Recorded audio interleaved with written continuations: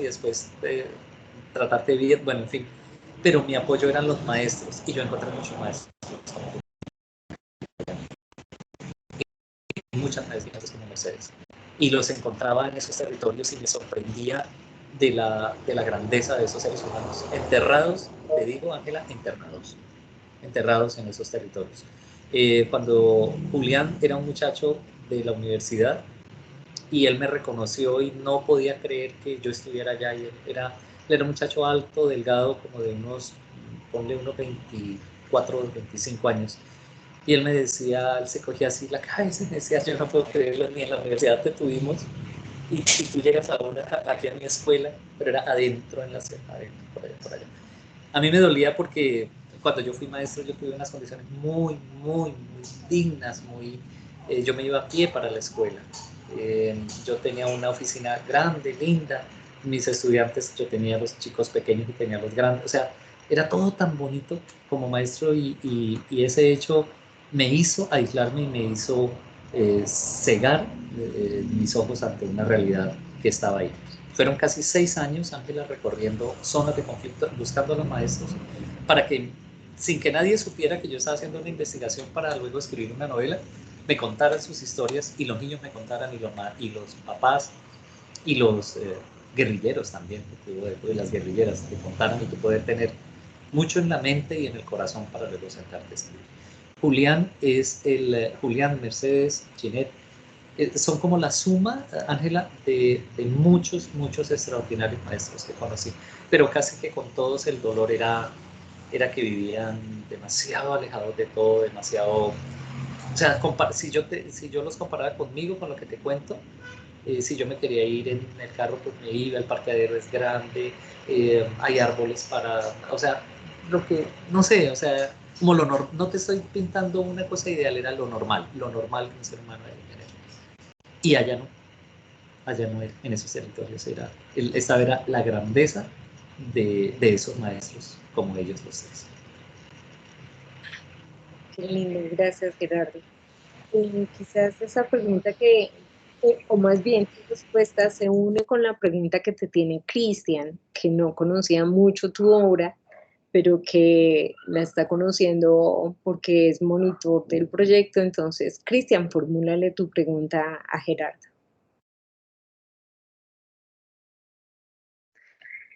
Buenas tardes a todos y todas. Pues sí, ya como pues Ángela en la anterior pregunta sobre el conflicto armado, pues yo creo que tuviste algunas luces, pero sin embargo la profesora Sandra estaba hablando en la presentación de los libros y entonces pues yo pues pensé, relacioné inmediatamente con el conflicto armado que está pasando actualmente con los niños. Y es que pues hace como mes y medio, pues se encontraron niños en un campamento y los bombardearon y el ministro de Defensa dijo, no, es que ellos eran como unas máquinas de guerra. Entonces pues me pareció algo como como muy impactante que a través de la literatura se plasme lo que estamos viviendo hoy en día en cuanto a los niños, porque pues también los niños están muy golpeados por el conflicto armado, especialmente en las zonas rurales de Colombia, sí. Entonces, pues, no sé, pues me gustaría que como que ampliaras por qué esa escritura para el público infantil y juvenil desde tu literatura sobre el conflicto armado. Y no sé si es una eh, opinión o no sé, es como es un oficio muy arriesgado, ¿no? Porque pues si uno se mete con esos temas puede ser muy transgresor, puede ser de alto riesgo en pocas palabras. Gracias.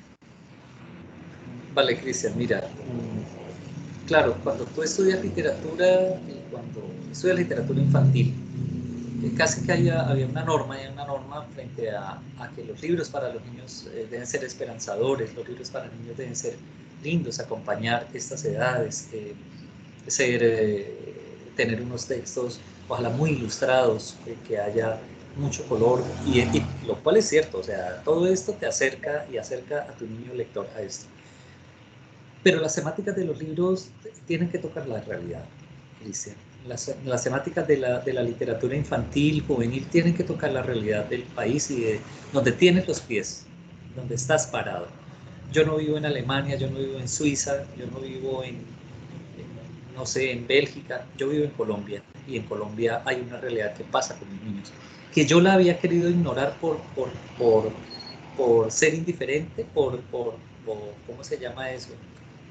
Por no querer verla era otra cosa, y fueron muchos años, Cristian, fueron muchos años.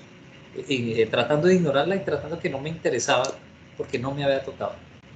Pero solamente cuando, lo que yo te contaba, cuando yo escucho el relato de un niño que además a que los invito a desayunar, a comer algo, porque es que se notaba que no habían comido. El niño jugaba con las costillas del perro. El niño tenía cargado al perro y jugaba con las costillas. Y a mí me tocaba mirar para otro lado para que no se notaran mis lágrimas cuando hablaba con él, porque yo le pregunto, ¿y tu perro cómo se llama? Y él me dice el nombre, que ya en ese momento no sé, no recuerdo cómo se llama, pero me dice con un dolor en el alma que se lo pudo traer a él, pero a la gata no, al gato no. O sea, de lo que alcanzó a agarrar esa noche que les tocó salir, porque el ejército los confunde, no los confunde, los tilda de que ellos son auxiliadores de la guerrilla, y la orden perentoria se van, tienen 24 horas para irse. Y el papá, que es muy joven, ellos tienen su territorio, su finca, el niño iba a la escuela, como vivía, haz de cuenta como vivía Enrique y su hermano en la reunión de los almendros. Sí, faltaban muchas cosas. El señor de la camioneta les dice, no, pero ustedes tienen que ir a la chorrera para que conozcan la civilización. Y los niños no les hace falta porque ellos no lo conocen ni pero qué falta les va a hacer. No había luz eléctrica, pero tengan ese sol tan maravilloso, no llegaba el agua por un tubo, pero tenían los ríos, en fin. Entonces cuando el niño me dice, que me habla del gato, y su voz se quiebra también contándome, Cristian, es muy doloroso, o sea, es de verdad fuerte escucharlo. Entonces yo lo sigo escuchando, le digo que él comía un pedacito para él y le daba un pedacito al perro. Entonces yo le dije, papi, no te preocupes, comprémosle un desayuno al perro. Y al niño le dio mucha risa. Entonces me dijo, le van a servir así en el plato, le van a servir los huevos revueltos, y que le sirvan así, tranquilo. Y el papá se medio reía, pero él estaba muy golpeado, muy, muy golpeado. Claro, con un bulto de ropa, que en ese bulto había cosas de la cocina, había olla, había un sartén, y algo de ropa. Cuando yo los volví a ver, Cristian, la chica, que era una chica joven, también de unos 20 años, tal vez, ella había conseguido trabajo y le daban almuerzo como en unas sancocherías que se llaman en los pueblos. Entonces ella ya tenía como algo que hacer y por lo menos tenía algo que comer. Yo les di 10.000 pesos, comimos, me sonó mi teléfono, me dijeron, ¿dónde estás? Que te estamos esperando, ya tienes la conferencia, era a las 10 de la mañana, tienes la conferencia, estamos en el hotel, ¿dónde estás? Y me hice la promesa, Cristian, cuando termine conferencia, cuando tengo que encontrarlos nuevamente, porque yo tengo que ayudarles. Nunca los encontré, nunca, nunca, nunca los encontré. Y la reflexión fue esa, Cristian, la reflexión fue, yo por qué no había visto hacia ese lado, o sea, por qué esa mirada de la literatura, por qué no la tenía. O sea, ¿por qué era tan egoísta? ¿Por qué estaba tan metido en una burbujita de cristal, como si mi país no viviera la situación real que está viviendo, pero sobre todo con los niños? Y si yo soy escritor de literatura infantil, ¿por qué no he escrito sobre eso? Ese fue el motivo, Cristian. No es fácil, de hecho, no es fácil. Porque no tienes que ser dramático, no tienes que victimizar, no tienes que sentir pesar, pero son demasiados sentimientos que se ponen en juego, pero tiene que estar por encima tu capacidad y tu digamos, como tu fuerza como escritor para sobreponerse a eso y escribir una cosa que esté al nivel de ellos. Ojalá uno como escritor y como adulto pudiera llegar y estar a subir al nivel del niño para poder escribirle así como es él, de transparente, de limpio, de claro en sus cosas. A veces no es fácil. Uno lo intenta tratar de alcanzarlo un poquito y subir a ese nivel, pero no está fácil. Cuando yo termino, Cristian, y aquí te cuento una cosa que me pasaba, yo ya llevaba más o menos un año y unos meses yendo y viniendo, porque en ese tiempo era maestro de los niños. Entonces, cada 15 días que me iba a esos territorios tenía cosas para ir anotando, Y en ese otoño yo tenía, del 2010, yo tenía que irme a Barcelona por Santillana, con Alfaguara. Entonces ya estaba como en mayo, yo dije, hasta aquí, voy hasta mayo y me siento a escribir la novela. Y en octubre, ese viaje era en octubre, en ese otoño, yo dije, cuando me vaya a España, la novela tiene que estar escrita. Y me hice esa promesa y dividí mi tiempo de tal manera que me alcanzara y me alcanzó. Y me fui a Barcelona, eran 2 semanas largas las que iba a estar, y me desconecté completamente de la novela. Me desconecté totalmente de lo que había escrito, fueron como unos mayo, junio, julio, agosto, septiembre, fueron como unos 6 meses de escritura y me desconecté. Estando allá, bueno, tienen otras cosas, lo otro que tenía, los compromisos que tenía. Cristian, cuando yo llegué a Pitalito nuevamente y en mi computadora la leí, yo me sorprendí, yo mismo me sorprendí. O sea, ¿qué fue lo que escribí? O sea, yo que venía escribiendo, había hecho ya 17 libros para primera infancia, para jugando con los niños en un libro que se llama Tato tiene novia, en otro que se llamaba Carmelo, que sí, en otro que se llamaba Lilo Cocodrilo, en otro, o sea, y que había tenido, las giras eran muy fuertes, muy fuertes. Ya las giras no existen por el resto de la pandemia, pero en ese tiempo era que no te quedaba tiempo pues de nada. Y cuando yo que venía con esa mentalidad, leo lo que ha escrito yo, diablos.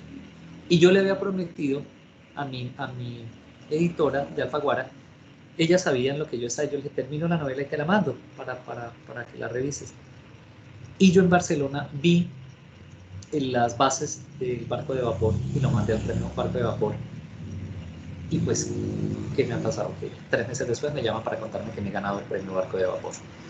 Y el acta del jurado es muy bella, yo la quise tener porque el acta dice que hay cosas de las que hay que hablar, Cristian, que hay cosas en la infancia de las que hay que hablar y que hay una voz que se atreve a contarlo con una sutileza. Y yo tengo esa acta y yo decía, o sea, lo leyeron muy bien porque era como si hubieran sentido el dolor que yo sentía cuando escuchaba esos relatos, pero el dolor no quedó.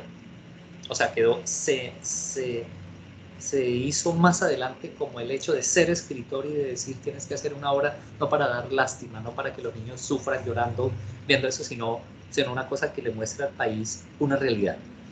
Vivo en Colombia, Cristian, y mi país rural sufre mucho. Y los niños de mi país rural son otra cosa distinta del país urbano, del país distinto de la zona rural. Bueno, creo que en la lista de intervenciones, no sé por qué no veo las manitos, pero creo que seguían Lady Joana Gómez. ¿Sí? Sigue Lady, entonces por favor, Lady, le planteas tus preguntas a Gerardo. Sí, acá estoy yo. Buenas tardes, ¿me escuchan bien? Sí, te escuchamos bien. Buenas tardes, Gerardo, es un gusto tenerte aquí y coincidir en un espacio tan bello como este y más que es desde pues, la Universidad Pedagógica. Mi pregunta es que en una entrevista que te hicieron hace algunos años en la TV La Boyana, dijiste que ojalá todos pudiéramos tener una infancia linda para poder tener recuerdos agradables de ella, así como la que tú tuviste. Pero viendo la historia que tiene el rojo era el color de mamá, Isa, aunque vive momentos bonitos y conoce personas que la quieren y la hacen feliz, tuvo que pasar muchos momentos difíciles. Entonces, mi pregunta es, ¿un escritor cómo hace para poder contar una historia desde algo que no vivió y aún así poder transmitir tanto? Lady Yana, gracias por tu pregunta. ¿Todavía no me ven? Definitivamente la cámara no funcionó. No, yo en cambio sí No, las veo ahí. La lastimosamente. desactivas y la vuelves a activar. Y voy a intentar aquí, a ver qué pasa. Pero nada, ¿cierto? No, No, esta cámara no nos quiere. En cambio yo a ustedes los veo ahí todos bellos, todos queridos. Y, nosotros queremos ver. y yo que me... No, yo llegué a toda carrera, me bajé del carro y me arreglé para estar en la cámara y no se pudo. Bueno, Lady Johanna, eh, el hecho de ser escritor y de ser escritor infantil es un compromiso muy grande. Tú escribes de lo que conoces, tú escribes bien de lo que sabes, de lo que conoces, y lo que no sabes y lo que no conoces, investigalo, búscalo, investiga. Lo que yo te decía, yo no podía escribir sobre, me salió un poco de pantalla, espera a ver qué es esto. Ya. Yo no podía escribir sobre una cosa que yo no conocía. El conflicto yo no lo conocía, por eso me fui a esos territorios. Yo tuve la suerte bueno, de ser papá. El hecho de ser papá, pues claro, pues crías y a tu, como dicen los españoles, a tu crío, a tu niño, pues lo tienes cerca, pero tener la suerte también de ser maestro de niños y ser escritor de niños, pues es una cosa fantástica. En el ejercicio, Lady Johanna, cuando seas maestra, te vas a dar cuenta que te vuelves una...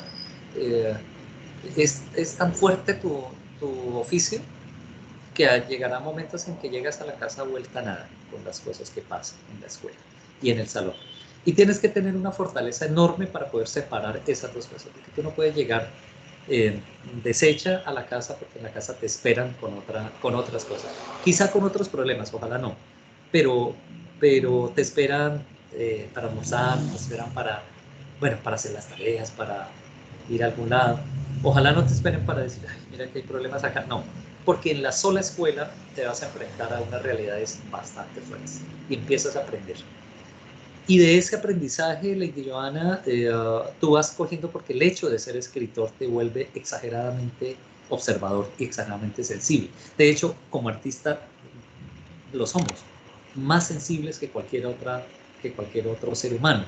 Esa sensibilidad la pones al servicio de eso, de tu trabajo. Cuando tú no conoces, investiga.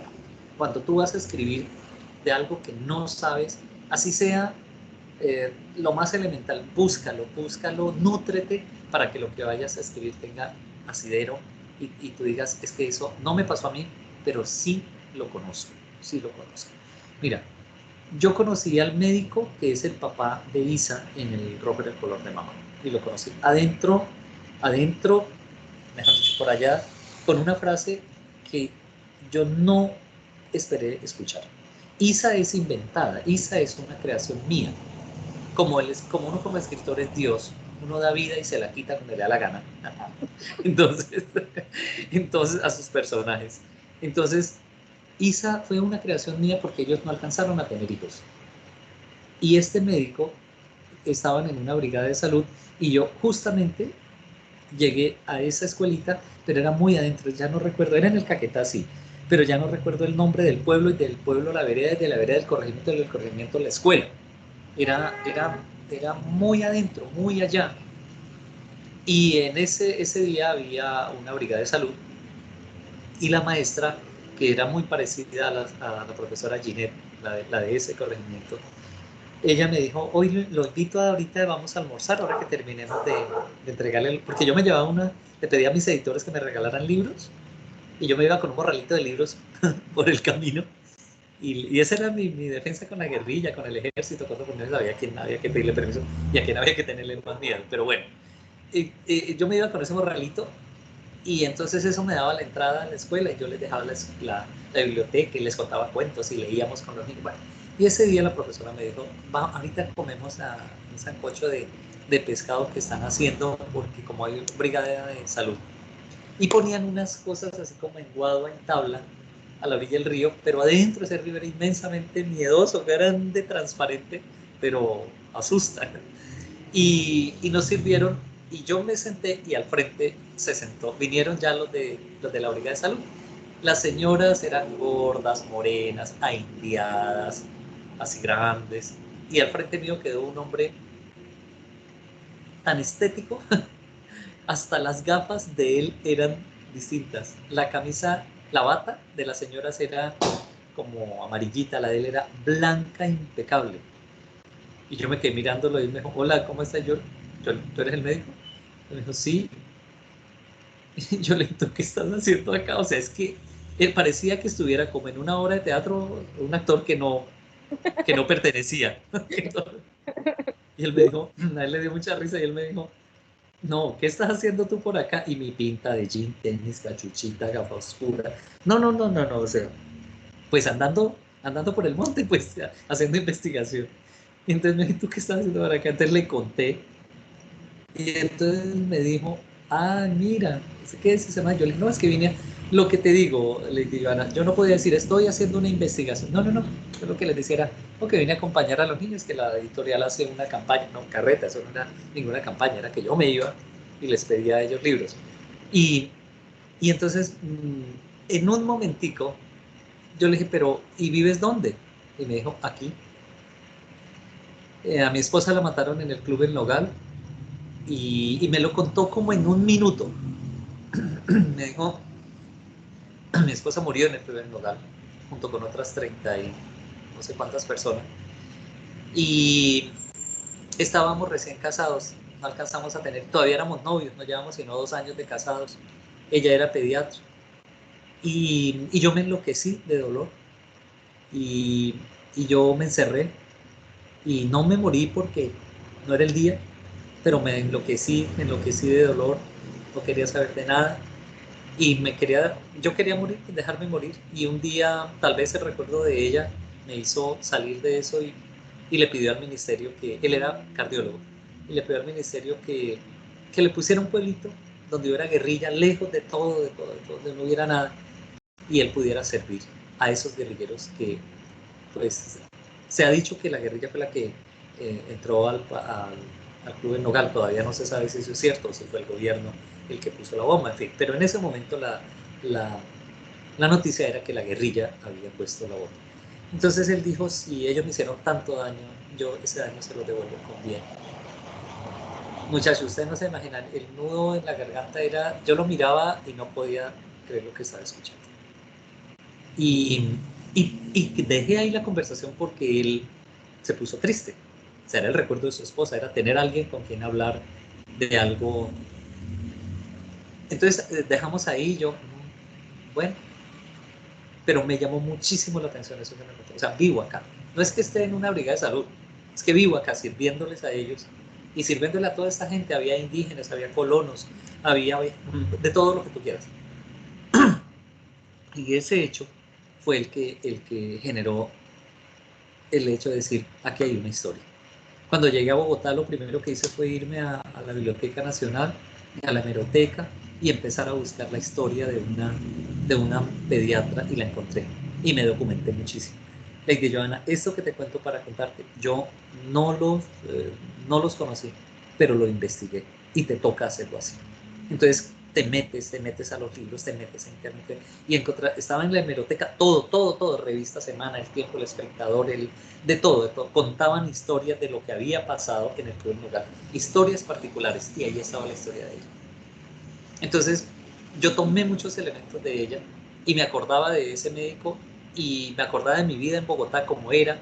Entonces como tengo el conocimiento de Bogotá, porque fueron 8 años viviendo en Bogotá, entonces era cómo eran las avenidas, cómo era el frío, cómo era la ciudad, cómo es el colegio privado. Cuando al comienzo hablábamos del profesor Julián, es que la madre Amalia y la hermana Mabel eran muy bravas en el colegio de la niña. Entonces el profesor Julián, eso es una pera en dulce, eso es una delicia de tratar como las trata ellas, y la niña se acuerda de lo brava que era la madre Amalia, de eso, entonces hace esa comparación. Y se ríe de lo tonta que ha sido en ese colegio toda encerrada, y acá tener lo único que había era un cerquito de guadua pues, para encerrar el colegio. Lady, para cerrar la pregunta que me hacías, eso, tú no te las sabes todas. Y lo que no te sabes, investigalo cuando vayas a escribir. Ay, Gerardo, es así como es delicioso leerte, es delicioso escucharte. No sé si contamos con con más tiempito para hacerte otras preguntas, lo que tú nos digas. Nosotros vamos hasta las 7. Tú me... Déjame, pongo un mensajito, perdóname que sea tan grosero aquí con el teléfono, pongo un mensajito, me disculpo y entonces les pido que a las 7, es que tenía el otro compromiso a las 6:30. Hoy es 23 de abril, no he descansado, ustedes no se pueden imaginar esta locura que ha sido el 23 de abril en pandemia. Las demás veces es una delicia porque entonces estás en otra ciudad, te llevan, te suben, te traen, te ponen chofer, bueno, en fin. Pero aquí, esto sí es lo que se llama aprovecharse del artista. déjame, ya les puse un mensajito que me esperan hasta las 7 y entonces seguimos. Me da mucha tristeza que no, yo sí los veo a ustedes ahí todos bellos, pero ustedes no me ven, tanto que me arreglé. Pero bueno. Bueno. Ya que estoy googleando, a ver si ponemos una foto aquí en el chat, por lo menos para darnos algo de consuelo de no verte. Pero la ventaja es que no te estamos viendo con el celular. Sí, Gerardo. Hay otras preguntas, pues este es un escenario de los estudiantes y es importante que ellos te puedan plantear sus inquietudes. Entonces, creo que en el listado seguían Lady Michelle. No recuerdo bien, pero creo. Lady. Pues de las manitos que estoy viendo levantada, Lady. Esperamos, ¿cierto? No sé, Gerardo, ¿ya estás allí? Sí, ya puse el mensaje, ya estoy acá. Bueno, Gerardo, muchas gracias por esta oportunidad. Ha sido bellísimo escucharte, sobre todo pues esa experiencia tan grande recorriendo como la Colombia profunda, diría yo. Entonces, agradecerte inmensamente. Ya ahorita que tocabas pues el tema de tu oficio como escritor como tal, a mí me causaba curiosidad en tus 20 y tantos años de maestro, ¿cómo viviste, cómo conjugaste esos dos oficios, el ser maestro y el ser escritor, y cómo los niños de tu aula vivieron esa relación? Es decir, cómo fue para ellos, si no lo puedes contar, que su maestro fuera escritor? ¿Cuál era también tu, digamos, tu posicionamiento en el aula con los niños frente a tu escritura y frente a la escritura de ellos? Pues me gustaría que nos pudieras contar un poco sobre este trabajo tuyo y sobre qué significaba para los niños tu oficio de escritor y cómo fue para ti. Bueno, Michelle, pues muy linda tu bufanda. Lady, mira, Lady Michelle, a mí me pasó una cosa muy linda, es que la escuela donde trabajé, que fue la normal superior, fue muy alcahueta conmigo. O sea, ya se pasaba. Ellos, decir, como casi no estaba en el aula. O sea, me asignaban los cursos, pero yo en el aula casi no estaba. Y entonces me ponían los niños chicos, los chiquitos, y me ponían los grandes de 11. Con los grandes de 11, pues ellos encantados y ellos me ayudaban mucho, pero con los niños, yo soy meloso, o sea, yo como maestro soy cariñoso, yo soy meloso, entonces el rato que estaba con ellos, hay un video donde un niño habla, los niños hablan de mí, el niño dice, lo más bonito de las clases de él es como él no lo regaña a uno, dice el niño, él a uno no lo regaña, entonces, claro, uno de maestro le toca ser así como bravo, pero Lady, mira, realmente era muy poco el tiempo que yo estaba con ellos porque la escuela me ayudaba mucho. Se ponía ponían un reemplazo y entonces ese reemplazo lo tomaban de mi sueldo, pero se le pagaban las horas. A mí nunca me afectó, para nada me afectó, digamos que eso que te dan, eso se llama licencias y entonces te descuentan. No, la escuela manejaba con la Secretaría de Educación del municipio, que por fortuna el municipio tiene secretaría propia, y normalmente pues los secretarios pues eran amigos y gente conocida, el alcalde, o sea, todo el mundo como que ayudaba, mejor dicho. Pero el lío era con los niños, por la forma en que yo estaba con ellos en el aula de clase. La escuela tenía como un bosque grande, a mí me encantaba irme con ellos a hacer las clases en el Palo de Guama. Y ellos eran, ¡ay!, en el Palo de Guama. Y tenía un pedacito como de una quebrada, y a mí me encantaba. Y el rector se podía pero mejor dicho, enervador, me decía, por favor, mira, el día que les llegue a pasar algo, ese día me vas a parar por decir, ¿qué les va a pasar? Nada. Los niños no se van de jeta para allá en el barrio y no les pasa nada, ni les... Entonces, cuando yo no estaba y me reemplazaban, venía el choque, porque la persona que venía a reemplazar, haz de cuenta, una niña de tu edad de la universidad venía a reemplazarme para ganarse, además que siempre lo hacemos así como que pudieran ganarse, se les pagaban las horas, entonces ella sí le tocaba llegar brava, pues ya no los conocía y ella era la autoridad. Y cuando yo llegaba me decían, esa cucha que nos mandaste, esa cuchita, y yo, pero, ay, por favor, Lady Michelle de 20 y tantos años, y para allá era la cucha. Entonces, con los niños siempre hubo una cosa muy particular, y yo, ahora que ya ellos fueron creciendo, que están grandes, se mueren de la risa acordándose de eso. Pero yo recuerdo cosas como que un día el coordinador me llamó y me dijo, Gerardo, nos toca ver qué hacemos. Tenemos mucha queja y hay mucho problema. Yo, ay, Dios mío, ¿de los papás? No, de los niños. ¿Cómo que de los niños? Yo, pero estos, en vez de ayudarme, pues se habían ido a coordinación y yo, es que de sapo trayéndole dulces de cada país al que iba y que traía. Entonces resulta que ellos, el cuento era que no, que yo no estaba con ellos, que yo casi no estaba con ellos, lo cual era cierto. Porque el ratico, lo más rico de ellos era que el rato que yo estaba con ellos, ay, es que hacía tantas cosas. Lady Michelle, mire, yo tenía un convenio con uno de los cines de la ciudad y yo en clase me iba para cine con ellos y me dejaban a mitad de precio la boleta. Y cuando un niño me decía, no puedo ir porque no tengo, yo decía, tranquilo, que hoy la pago. Y nos íbamos. Entonces yo me sentaba con ellos a la clase, así fuera la clase más aburrida de español, porque en español también hay clases aburridas, no le toca a uno esa parte gramatical y todo eso, y la volvíamos otra cosa y nos inventábamos, pero era muy poquito tiempo, porque a los 8 días o al ratico, entonces que había que mirar la agenda y entonces para dónde me iban, no sé. Yo recuerdo, Lady, y la escuela siempre pues se sintió como, siempre yo me sentí muy respaldado, siempre cambiaban de rectores, te cambiaban de rector, y siempre fueron muy generosos conmigo y mis compañeros. Yo creo que bueno, había muchas... Cuando yo estaba acá, yo no tenía horario, yo trabajaba, si eran 24 horas, eran las 24 horas, porque yo sabía que a la siguiente semana otra vez. Y yo tengo una anécdota y un recuerdo, Lady, esos muchachos del otro día que me vinieron a visitar, pero ya estaba hablando de cucho, ahí sí cucho, de 30 años, pero yo me acuerdo de ellos chiquitos, y yo llegué un día a clase y todos en silencio, que eso no ocurría. Yo dije, ¿y aquí qué pasó? Todos sentaditos, así bien puesticos, y yo, ¿y aquí qué pasó? ¿Y ustedes por qué están tan calmados? Y cuando me senté, cuando llegué a mi escritorio, había un recorte de prensa donde yo aparecía del tiempo. Y yo, ay, tan lindo, que se paró una niña, me dijo, no tan lindo, sino que era la única forma de verte. Yo, ¡ah! Yo no sean así tan 30 dobles como me va a ocurrir. Pues yo que creí que, ay, que tan lindos, que haciendo recortes de mí, pues era la única forma de te vemos. No vienes. Y yo, entonces era, claro, pero Lady Michelle era precisamente por esa forma de tratarlos. Yo en eso sí soy, y ellos, ya grande, pues es que yo, a ver, ¿cuántos años duré y cuántos? Y pues, mira, te pongo un ejemplo, el alcalde de la ciudad fue alumno mío.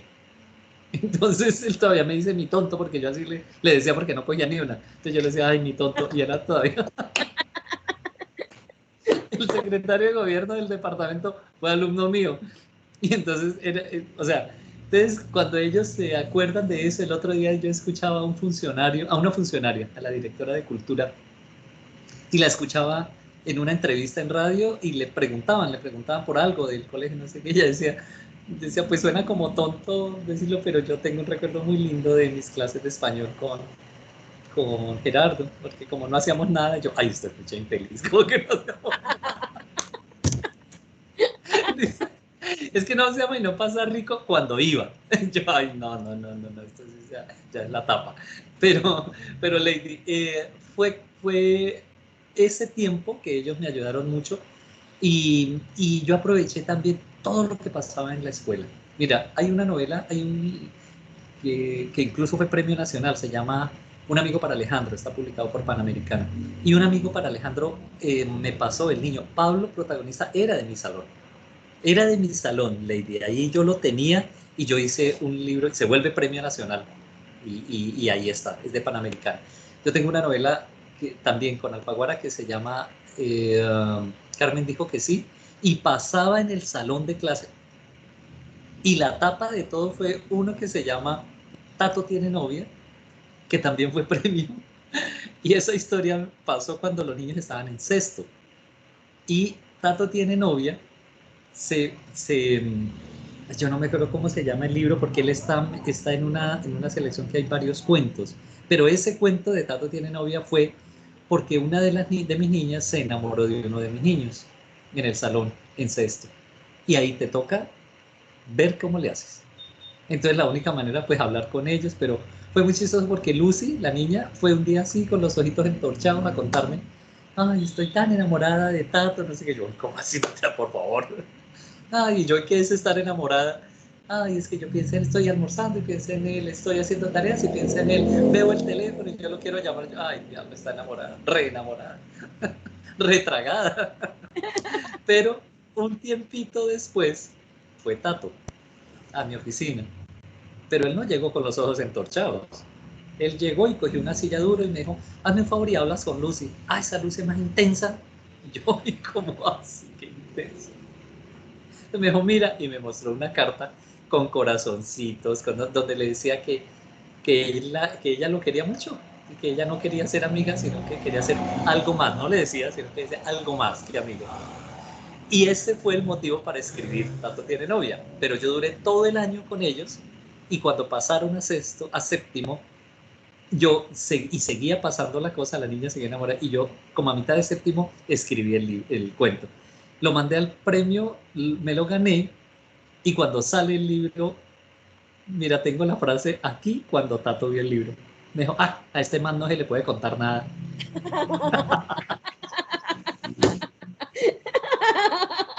Y yo, pero ¿cómo se te ocurre contármelo a mí? Y la historia de ellos, ¿no? Y claro, como ya estaba grandecito, ya estaba, no, y no se te puede contar nada. Entonces yo aproveché mucho eso, y por eso te decía así al comienzo, fue muy bonito lo que me pasó, porque yo pensé estudiar literatura pura, sola. Eso de que me pasó con el papá fue su preocupación, y que él me decía, es que eso de literatura no es tener un oficio, ¿eso qué es? Cuando yo le digo que voy a ser maestro, me dice, ¿sí es? Cuando el año pasado que me pensiona, me dijo mi papá, ¿qué tal será que lo habían pensionado como escritor? Yo, ay, papá, no me refriegue más. Pero fue así, Lady Michelle. Es muy posible hacerlo cuando tienes ahí el material, estás ahí, y poder desarrollar tu otra actividad alterna. Y no solamente, digamos, que en literatura, en investigación, en otros aspectos, porque la educación te da esa posibilidad. Tienes ahí el material y tienes ahí a los estudiantes y tienes ahí a los papás. O sea, es inmensamente grande. O sea, el oficio como tal te ayuda mucho y te da muchísimo. Qué lindo escucharte. Y uno se ríe tan rico como te ríes tú. Bueno, no sé si alcanzamos a una última pregunta. Tú me dices. Sí, yo creo que lo más rico es uno reírse hasta de uno mismo. Aquí no estaba riendo todo. Me están haciendo desacordar de todas las cosas. Pero sí, ha sido bien lindo, ¿no? Claro, sigamos. Bueno, entonces seguiría Milena. Bueno, buenas noches ya casi. Gerardo, muchas gracias. Acá todos muy emocionados y felices, divirtiéndome un montón. Siento que estoy leyendo nuevamente los libros a través de tus anécdotas, porque identifico algunos personajes. Creo que en los diferentes cafés en los que leímos las tres novelas siempre hubo un papel muy importante cuando hablábamos de las mentiras, y nos causaba mucha curiosidad por qué esa importancia de la mentira en la infancia, y tú ya nos das todo el contexto. Entonces, bueno, muchas gracias, porque realmente ha sido muy entretenido volver a leer la novela. Yo tenía unas preguntas, te preguntaba ahora, Lady, sobre el rol del escritor. Yo te pregunto un poco sobre el mediador de lectura. Me parecería interesante y creo que aprenderíamos muchísimo si tú nos puedes compartir un poco de toda tu sabiduría frente a la mediación de lectura. Además, porque, bueno, nos cuentas también que tuviste a Jairo Aníbal niño y se prendieron todas las alarmas de amores literarios, porque para mí él me regaló en gran medida mi pregrado en la pedagógica. Él me permitió creer que el fútbol se podía llevar a la escuela. Entonces, pues nada, muy emocionante escucharte y creo que esa sería mi pregunta. Tenía otras, pero creo que esa es la más pertinente. Ya de las demás hemos hablado un poco. Vale, Milena. Pues claro, uno se convierte en un mediador indiscutiblemente. De hecho, yo soy el director de la Feria del Libro de Pitalito y lo hacemos con la Cámara de Comercio y lo hacemos con la alcaldía y es un dolor muy grande no poder hacerla ni el año pasado ni en este.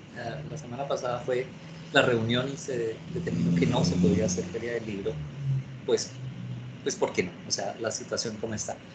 Y claro, yo aprendí a desarrollar también, es que el hecho de los viajes, Milena, de tener tanto contacto con tantos maestros maravillosos que te leen en regiones, en países que tú no te imaginas, en pueblos por allá, mira, el último de los últimos viajes así reales fue en Tame, en Tame, en Arauca, de los últimos viajes por allá en Montes de María, y te alegra la vida, o sea, tan bello que eso esté pasando, porque tu obra está, yo me fui a Grecia a recibir el IBI, el premio IBI, precisamente por la luna, bajo la luna de mayo, y eso, claro, tú, de toda la gente vas aprendiendo, porque como estamos como en el mismo propósito, y aprendiendo cómo llegar más, cómo hacer más promoción de lectura y cómo hacer posible que los libros y las buenas historias lleguen a los niños y lleguen a los maestros, Milena. Yo tengo un propósito inmensamente grande y desarrollo con los maestros de acá de Pitalito, con muchos, cientos de ellos, pero de Colombia también, porque yo hago con los talleres con ellos de plan lector. Si hay alguien que es mediador de lectura es el maestro, y si hay alguien que debe leer es el maestro. Los niveles de lectura de nuestros maestros son muy bajos, nuestros maestros se cansan mucho y los niveles son bajos, pero cuando y además se desmotivan cuando no hay material también, y en las escuelitas, en el campo, en las escuelas públicas, y encuentra uno una maravilla de maestros, pero sin material, y eso no puede ser. O sea, tú necesitas el material, y para eso está el gobierno, para que te consiga el material, pero no ese material que, sí, que aquí mandaron este poco de libros y que nadie sabe, ni nadie lo escogió, ni nadie sabe por qué lo mandaron, ni para qué grado, sino plan lector. Mira, en preescolar hemos escogido estos 10 libros, uno para cada mes. En primero hemos escogido eso y necesitamos estos libros. Yo he insistido mucho, me han parado bolas, afortunadamente en muchos casos, en otros no, pero en muchos casos me han parado bolas y se compran los planes lectores que los maestros eligen, que escogen. Yo lo trabajo con los catálogos de las editoriales. Entonces, mira, el catálogo viene clarísimo por edades, viene por autores, viene la reseña del libro. Entonces, el mejor mediador es el maestro. Y el primero debería ser el padre, la madre, Milena, pero como las condiciones socioeconómicas de nuestro país son tan distintas de una cuadra a otra, son distintas. Ahora, fíjate, de una ciudad a otra. Entonces, el otro mediador es el padre, pero un buen maestro también ayuda a que un padre sea un mediador, o sea, que se acerque a los libros con su niño, que lea con él, que por lo menos que dentro de la plata que se gasta haya plata para cuando se pide un libro lo puedan comprar original, como debe ser. Esa ha sido mi labor, Milena, y ha sido fuerte, pero con los maestros a quienes considero los primeros mediadores de lectura. Gerardo, muchísimas gracias. Son las 6:54 y para que no llegues tarde a tu otro compromiso, creo que me excuso con Natalia, que es quien sigue en sus preguntas. Igual hay muchísimas preguntas en el chat, pero sí quiero darte las gracias de corazón por haber aceptado esta invitación, por ser tan generoso con nosotros en tu conversación, eh, compartiendo lo que ha significado para ti ser escritor, recorrer este país, y porque reafirmas, perdón, que el gato no me quiere dejar, y reafirmas algo que es importante para nosotros, y es, decidimos tener un semillero de literatura, memoria e infancia porque estamos convencidos que en Colombia los temas de memoria hay que trabajarlos, y estamos convencidos que la literatura es uno de los referentes más importantes para hacerlo, porque precisamente nos permite una mediación simbólica que permite elaborar todo lo que estamos viviendo en la cruda realidad de nuestro país. Queremos darte las gracias a nombre de Carito, de José Ignacio, de Esther Juliana y de todos los que pertenecemos al semillero, estudiantes, egresados, los familiares, que además me siento muy feliz de que hayan familiares de nuestros estudiantes y egresados, las maestras en ejercicio. Sé que la conversación contigo nos sirve mucho, nos convence también del otro proyecto que tenemos, y es que hay que hacer proyectos concretos de formación de maestros mediadores de lectura, que aprendan a seleccionar textos, que aprendan a evaluarlos, que aprendan a dar de lo mejor que hay en el acervo literario para los niños y jóvenes de nuestro país. Entonces, con todo mi corazón, Gerardo, y el corazón de todos, mil y mil gracias por estar hoy con nosotros. De verdad, no sé cómo más decírtelo. Gracias. Gracias. Pues Sandra Lucía, y para todos, para todos uno a uno, un abrazo desde aquí, desde Pitalito. Hoy fue un día de solecito fuerte, normalmente el clima no es tan fuerte, pero a esta hora está todavía sintiéndose un poquito el calor, y ha sido un día así de sol. Ahora que venía en la carretera, que venía del otro pueblo, estaba ese cielo inmensamente azul sobre esos árboles verdes y se veía tan bonito, como que eso también ayuda mucho al alma, a la tranquilidad y a la felicidad. Les mando un beso, les mando un abrazo desde acá, quedamos conectados, les prometo que la próxima vez me van a ver, no sé qué pasó con mi computadora, pero Sandra Lucía, ya tienes mi correo, tienes mi WhatsApp, tienes todo, porfa, lo que necesiten, si en algún momento necesitamos encontrarnos, no lo dude, las agendas son fuertecitas, pero sacamos el tiempo de corazón también, como tú lo decías, y lo que necesiten para ese semillero, de corazón, desde acá de Pitalito. Un abrazo, un beso a todos, ¿vale? Un abrazo. Muchas gracias. Vale. Bienvenido siempre a la pedagógica. Vale. Vale. Chao, chao. Me voy porque ahora sí me cogió la tarde. Chao. Chao. Ay, bueno, llegamos al final de nuestra sesión de hoy. Creo que fue una sesión muy emocionante para todos, muy linda, de conocer de viva voz el proceso de creación literaria de uno de los mejores autores latinoamericanos y colombianos en la escritura para niños. A quienes no los conocen, los invitamos a comprar sus libros, por eso no los compartimos, porque un escritor merece que sus lectores compren sus libros. Entonces los invitamos a comprar sus libros, a compartirlos con otros, a socializarlos. Dice Lady, qué humildad y qué grandeza, divino. Sí, yo creo que quedamos gratamente sorprendidas con Gerardo. Y yo, que soy de enamoramientos fáciles, ya estoy enamorada de Hipacho, ya estoy enamorada de Gerardo, estoy enamorada de todos los escritores. Sí, por ahí te ves inspirando ya. Otro enamorado a la lista. De Manuel. Bueno, Don Manuel ya se nos curó. Vamos a hablar con los compañeros, con Esther Juliana, con José Ignacio y con Carito, y con Cindy, por supuesto, para ver con qué autor seguimos. vamos en la perspectiva de leer a los autores que nos van a visitar, a los que vamos a conocer. Entonces, muy seguramente seguiremos con las obras de Irene Vasco, ¿cierto? Sí, Irene. Ay, ¿por qué hace tanto spoiler? Ah.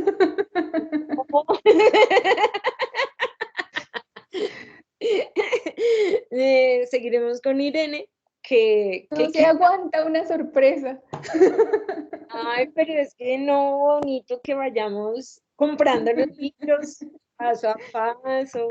Mambrú perdió la guerra, que ay Dios, y bueno, vamos a seguir leyendo y aprendiendo sobre esta relación literatura, memoria e infancia. Siempre bienvenidos.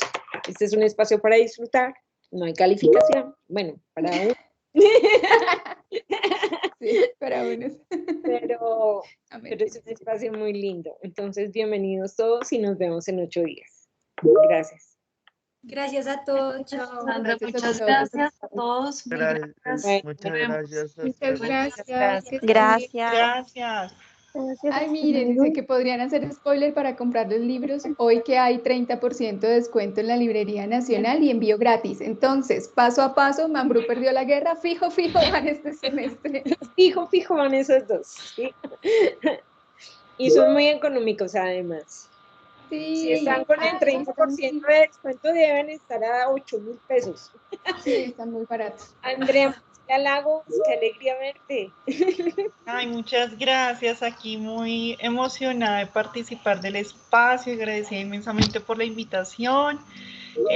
Bueno, y aquí también como con muchas provocaciones para adentrarme también en la obra de Gerardo, que no he tenido la oportunidad de conocerla, pero creo que aquí ya hay unas puntadas importantes para irnos vinculando también como al ejercicio que ustedes ya de largo aliento vienen haciendo. Entonces, pues mil gracias, estoy muy emocionada porque también me siento como volviendo a mis lugares donde he amado la vida, que es la universidad, a la cual le debo tanto. Después de muchos años también encontrarme contigo, Sandrita, en estos espacios de conversación me inspiran, me dan mucha emoción. Y bueno, aquí muchas gracias a todos ustedes, me encanta conocerlas y aquí estaré conectada entonces con ustedes en este ejercicio tan bonito que también celebro lo estén haciendo con toda la pasión y con todo el amor. Muchas gracias. Bienvenida, Andrea. Con tiempito les diré a los egresados el procedimiento para que puedan certificarse porque el CIUP, el Centro de Investigaciones de la Universidad, le da una certificación a los egresados como miembros del semillero. Entonces discutiremos con Carito las condiciones y les estaremos hablando de cuál es el procedimiento, hay que llenar un formulario, etcétera, pero muy rico que puedan estar oficialmente como miembros del semillero en la plataforma del CIUP, ¿de acuerdo? Bueno, entonces ahora... Muchas gracias. ¡Ay, chaito! ¿Qué ¿Puedo hablar un segundo contigo, por favor? ¿Cómo dices? ¿Puedo hablar un segundo contigo, por favor? Sí, claro, mire. Quería contarte que hablé con mi compañera, pero es que esta semana tuvimos una semana de esas que uno dice no se acaban nunca y me escribió a las 5 como, bueno, ¿y cómo entro? Y yo, ¿pero les escribiste? Y me dijo, ay no, se me olvidó completo. Y le digo, ay Valentina, tienes que escribirles. Entonces ellas pues, ella te escribió, les escribió, pero me acaba de escribir y me dice, creo que tenía el cerebro tan agotado que no les conté ni quién soy ni qué hago, fue como un poco escueto. Entonces me dijo como, por favor, diles que me excusen